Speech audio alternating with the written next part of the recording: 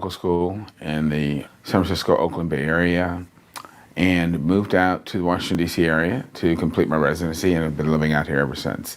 I am a plant-based physician, and I've spent my life helping people understand the need to change our diet and lifestyle so that we can avoid the chronic diseases that tend to afflict people living in Western countries and cause us to suffer from chronic disease and sadly to die prematurely and to suffer from things like dementia and other debilitating illnesses.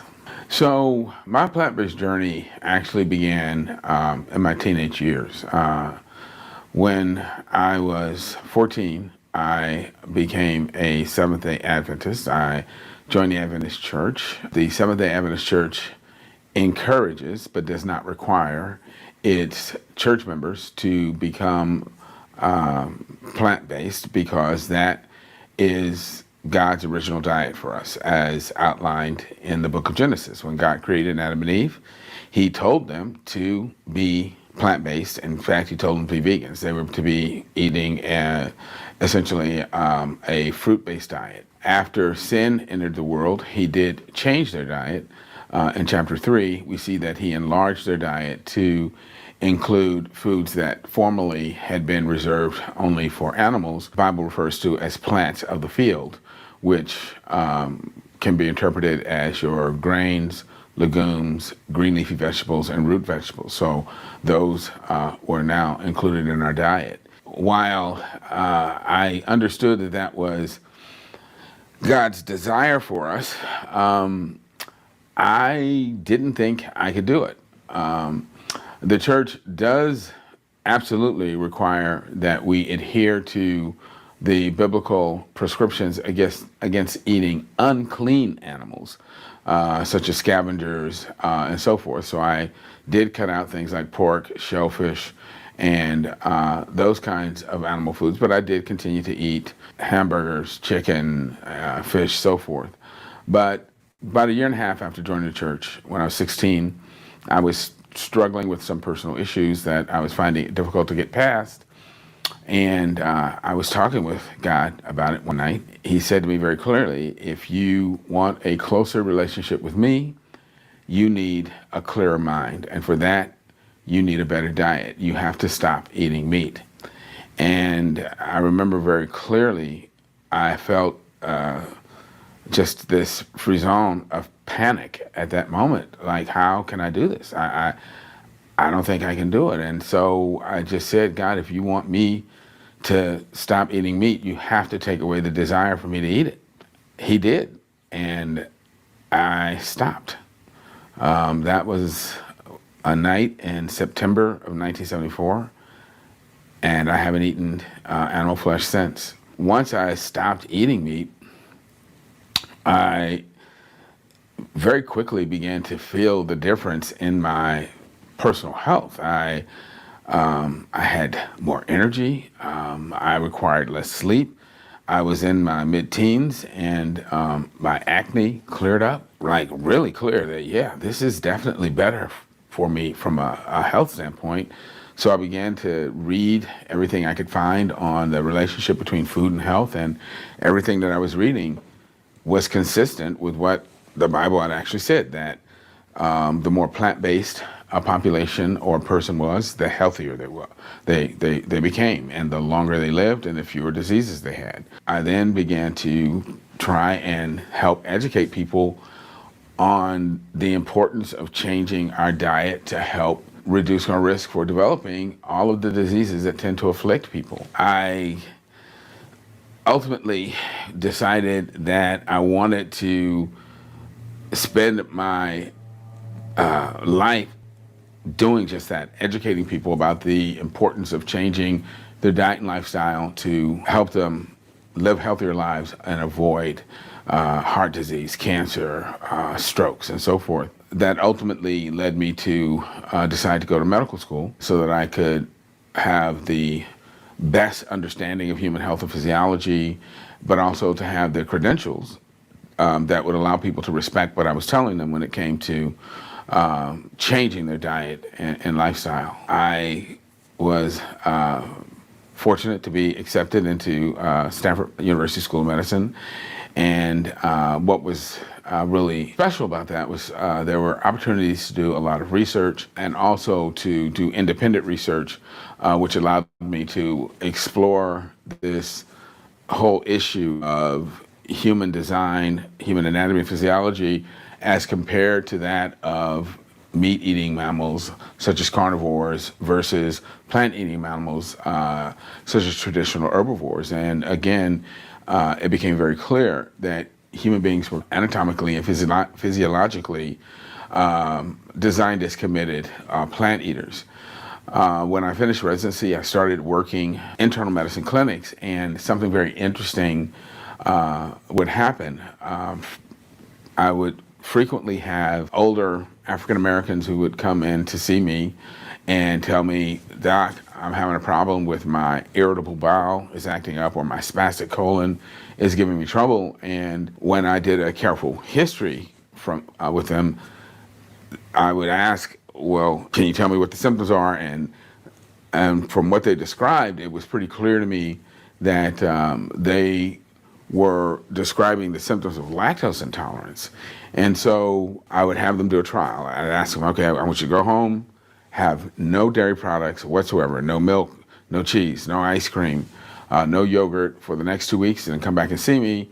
And I would say in probably 8 to 9 out of 10 cases, so 80 to 90% of the time, the problem disappeared. And clearly, it wasn't that the person had an issue with spastic colon or irritable bowel. It was that they were intolerant of the lactose that was in dairy products, and they shouldn't, of course, have been eating them. And when I explained that to them, most of the people were very gratified and started to exclude dairy from their diet. A penultimate moment came with this one particular African-American woman who was in her 60s.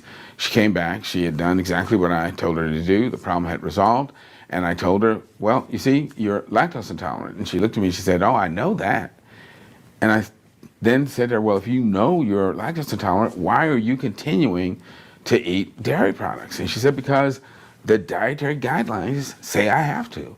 The government says that I have to eat these products if I want to remain healthy and have good bones." And it was at that point I became really angry, because I knew that the government knew that there really was no evidence that dairy products, number one, helped build strong bones or prevent osteoporosis or prevent hip fractures. And number two, the government also understood very well that African American women were genetically protected from getting osteoporosis in the first place. Then went to see Dr. Neil Barnard, who was the head of the Physicians Committee for Responsible Medicine, PCRM, and talked to him about doing a study to look at the racial bias and institutional racism that led to the continued recommendation of the consumption of dairy products, despite the fact that the government knew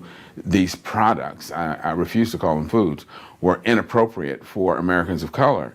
And Dr. Barnard immediately got on board with the project and got behind it and put the resources of PCRM behind it.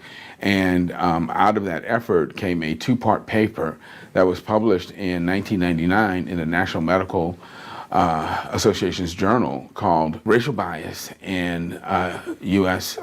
Food Policy, Parts 1 and Part 2. Part 1 dealing with the issue of lactose intolerance, and then Part 2 taking a broader approach, looking at the inappropriateness of the meat-heavy, dairy-heavy recommendations for, again, people of color, because of the fact that these recommendations tend to promote excess levels of disease and premature death in African Americans and other Americans of color. PCRM was invited to present our paper's findings at the North American Vegetarian Society's annual conference called Vegetarian Summerfest, which was held at the University of Pittsburgh every summer.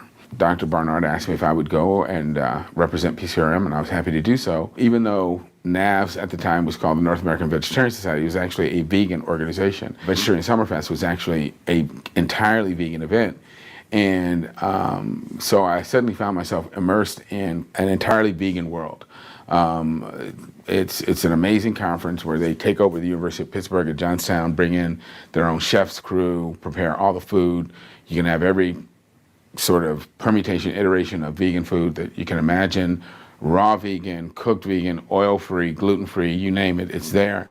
I really became much more educated about the cruelty that's involved in the production of eggs and dairy, and also the health consequences of consuming eggs, and some of the longer term problems associated with dairy in terms of its impact on women's health and pediatric problems. And it was at that point that I transitioned to eliminating those foods from my diet as well. Now, I want to say that I was never a big a consumer of eggs or dairy, even before I went officially vegan, because number one, I was profoundly lactose intolerant. So I never drank milk, couldn't eat yogurt. Main dairy consumption would take the form of the occasional use of cheese, but again, that changed after my introduction to the Vegetarian Summerfest, and then again, most of my egg intake was in the form of what people would call invisible eggs, meaning it would be eggs that had been used to make certain prepared foods. But again, all of that changed at around the turn of the millennium. And so from that point forward, I've been essentially plant-based. And that's how my experience has evolved over the years. One of the things that is very clear to me is that if I had not been plant-based, I don't think I would have been able to make it through undergraduate school and possibly even med school, because I came from a poorer area of Oakland, and my first 3 years in undergraduate school, I worked 40 hours a week and went to school full-time at night. And the first 2 years I did that riding the bus and public transportation, which means I wouldn't even get home till like after 12 o'clock at night, and have to be right back up in the morning at 6 a.m. in the morning to get the bus to work. And then once I actually decided I was going to go to medical school, I had to quit my full-time job, because the only way I could get my pre-med ranks was to work in the daytime. So I started working in a frozen foods warehouse at night. So I was working 3/4 time. I would do 3 graveyard shifts overnight during the week, get off at about 6 or 7 in the morning, go home, shower, change, and then go straight to school so I could be in lecture.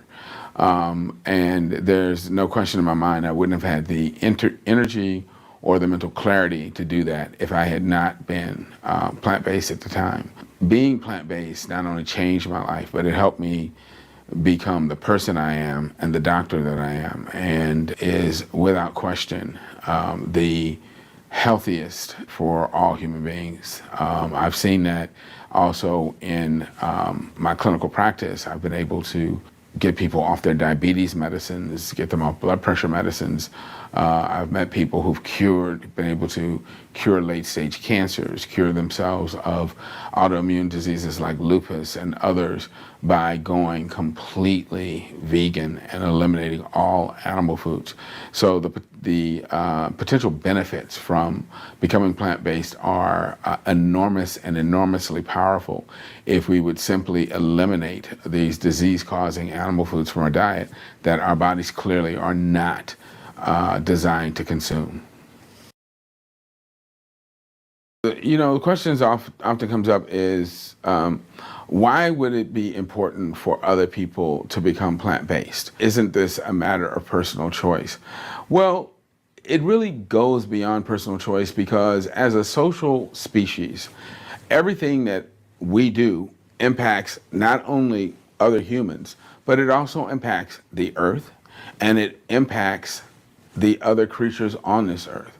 And so, most immediately, choosing to eat another living creature means you have to kill that creature. You have to take its life. It's a harrowing decision. It's a decision most people don't think about because they don't have to think about it, because they give that chore, that job of doing the killing to someone else. And I actually had the experience of going to a slaughterhouse and watching animals being forced into these killing pens and seeing the terror and despair on their faces as they struggled to escape, and their cries for help. It's a horrible thing to have to witness and to watch. These animals don't want to die. They don't want to die any more than you or I would want to die if somebody was going to come and kill us. The question is, why would we commit such a horrible act if it's not necessary? And the fact is, it's not necessary. We don't have to kill other animals to live and to be healthy. And in fact, all of the data shows that if we don't eat other animals, we are healthier. We will live longer. We have fewer diseases. We remain more functional throughout our lives, and we have a lower risk for dementia. So then the question is, why are we committing such a heinous and spiritually reprehensible crime by killing these other creatures when we don't have to and when we shouldn't be doing it? Moreover, when we choose to live that way and we create all of this disease in our body, that's when we expect other people to step in and pay for it. And people say, well, I have insurance. Yeah, but what is insurance? Insurance means that you've got a pool of people paying into your insurance company who are going to pay to take care of disease that you created when you're not able to pay for yourself. I mean, it would be different if people said, okay, well, I'm going to choose to eat this way, and when I have my heart attack, just put me out on the back porch and let me drop dead. Well, nobody says that. No, everybody wants to be taken off to the hospital. They want to get the coronary stents. They want to get the bypass operation, or they want to get chemotherapy, and and the millions and millions of dollars spent to try and recover their health and save their life after they've thrown it away. Unnecessary lifestyle choices that could have prevented the diseases they've incurred. It's even more egregious for people who consider themselves believers in God and worshipers of our Creator. Because it is crystal clear that God tells us that He created us to be plant-based. He tells us in the book of Daniel, chapter 1, that eating a plant-based diet will make you healthier, will make you mentally more agile, and help our spiritual development.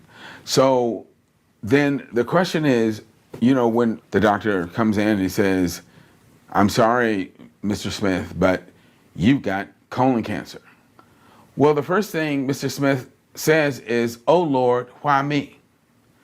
But the question is, if you've decided to ignore the advice that God gave you, if you've decided to flout God's instructions to be plant-based because you wanted to eat the maimed, tortured, rotting body of an abused, murdered animal, when your body suffers the inevitable results of that kind of disobedience, shouldn't you instead ask, oh Lord, why not me? Why didn't you allow me to suffer the consequences of my disobedience much sooner than this? Instead of saying, oh Lord, why did you let me get breast cancer? It's like, oh Lord, why did you let me go so long before I got the breast cancer? Because I did this by refusing to listen to the instructions you gave me. We often sit down at a meal and we say a blessing before we eat.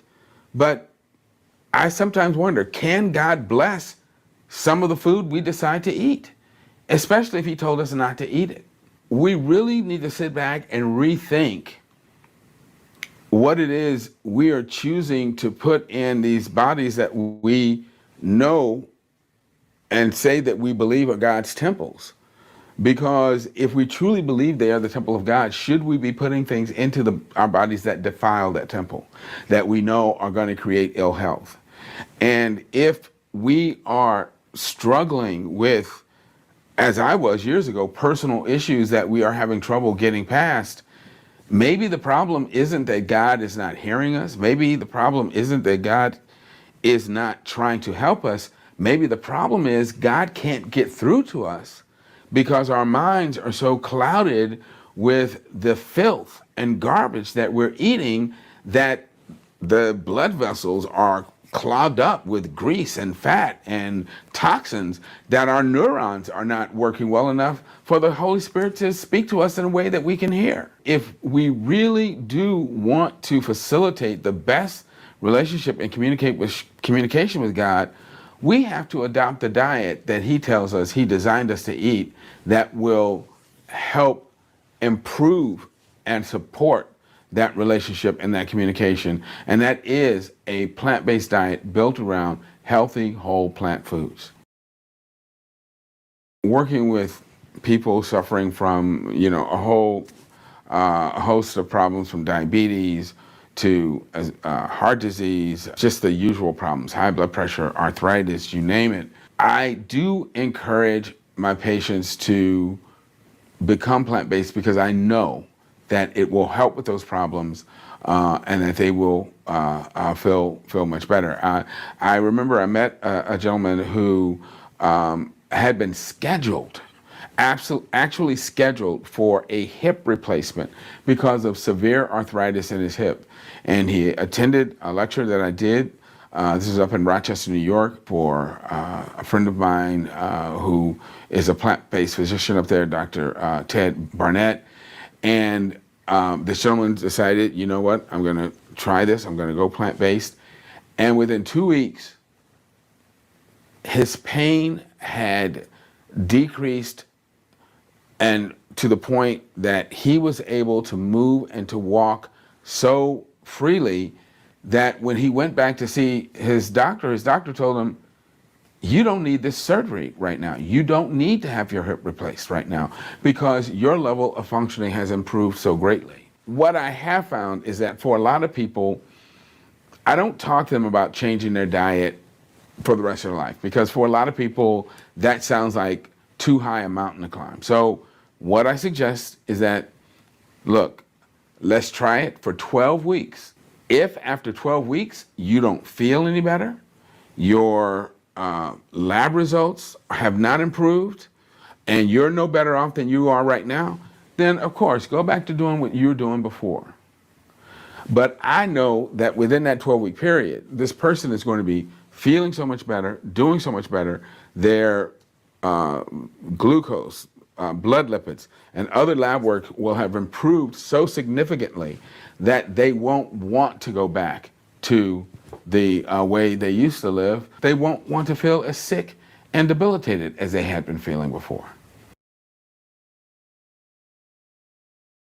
One of the things that I think that people have to anticipate is that once you let people in your life know that you're changing your diet, everybody's going to become a nutrition expert. For instance, when I came home and told my father that I had decided I was going to stop eating meat, he tried to intimidate me out of my decision. He said, well, look, I'm not fixing anything different around here, so if you're going to eat differently, you're on your own. And looking back, I realized that, my father knew nothing about being plant-based, and from his perspective, he probably thought I was doing something that was unwise and unhealthy, and so his response was to try and, shock me out of it. Fortunately, he didn't try to tell me, you can't do that. I guess he thought he would just sort of make it hard for me, and that eventually I would give up on what was, a foolish endeavor.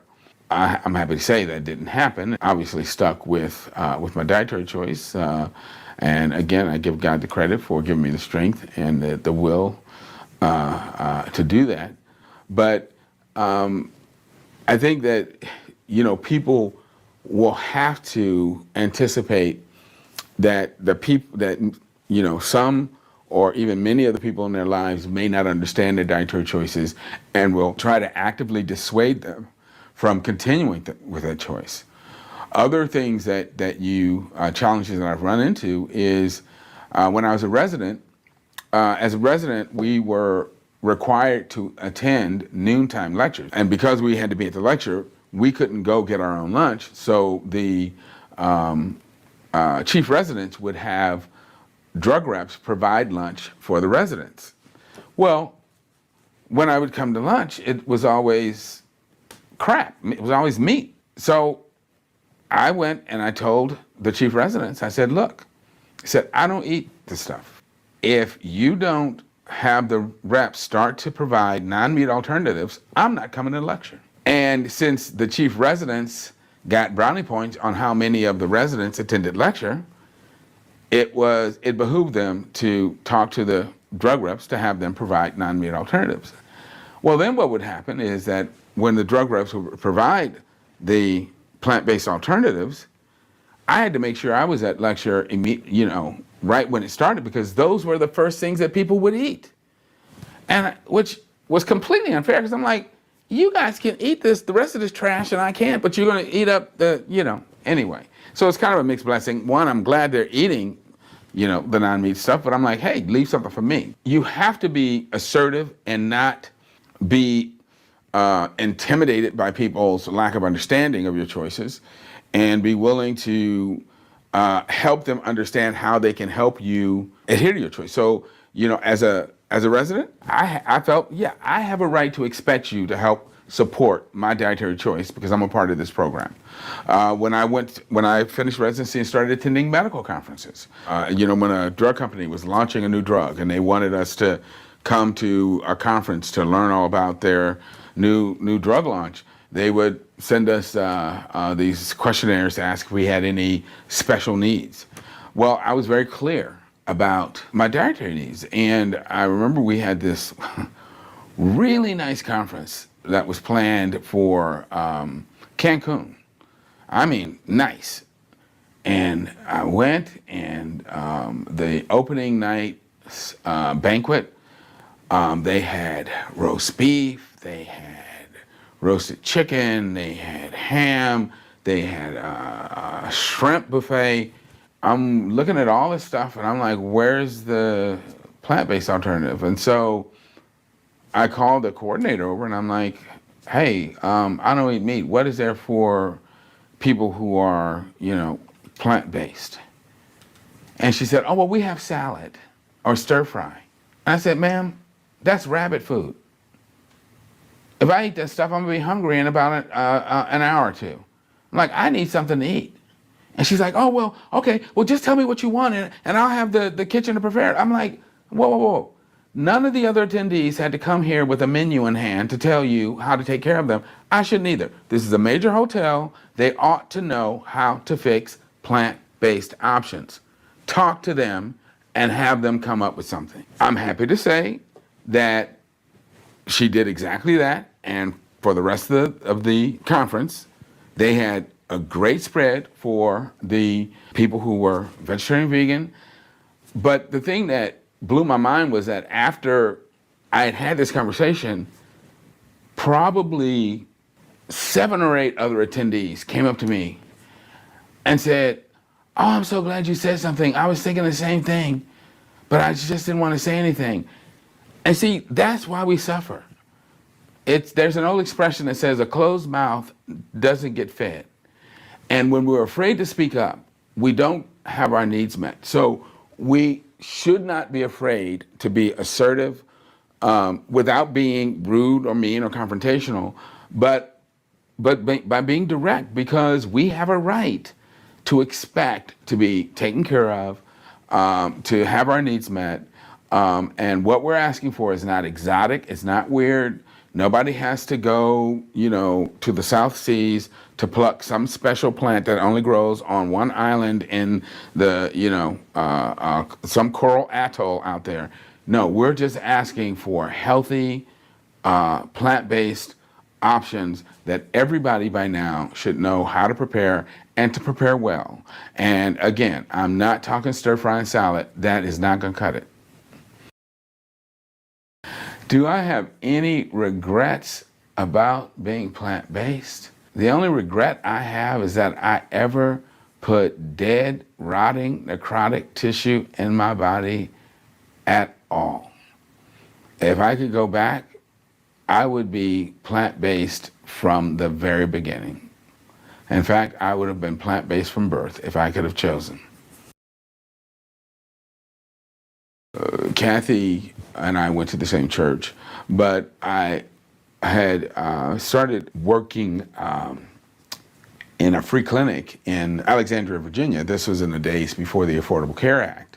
And Kathy was disabled and unemployed, and so she got her medical care at this clinic. But she saw one of the other doctors in the clinic, not me. One Sabbath afternoon in church, she came to me and she said, Dr. Mills, I was wondering if I could start seeing you as my doctor in clinic. And, you know, it's from a professional standpoint, it's always a little uncomfortable or dicey to be seen as taking one of your colleagues' patients. And I kind of said to her, well, you know, what's the problem with you and Dr. So-and-so? Why is it that you want to leave his care? And she was saying, well, I just don't feel like he's really paying attention to my health needs, my problems. And so I said to her, well, listen, let me talk to him and I'll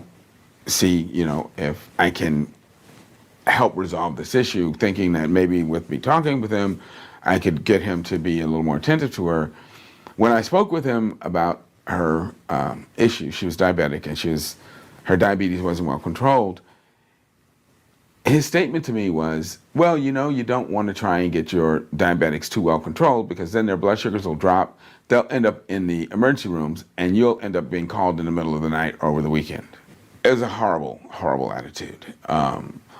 And I realized that this man was never going to take good care of her.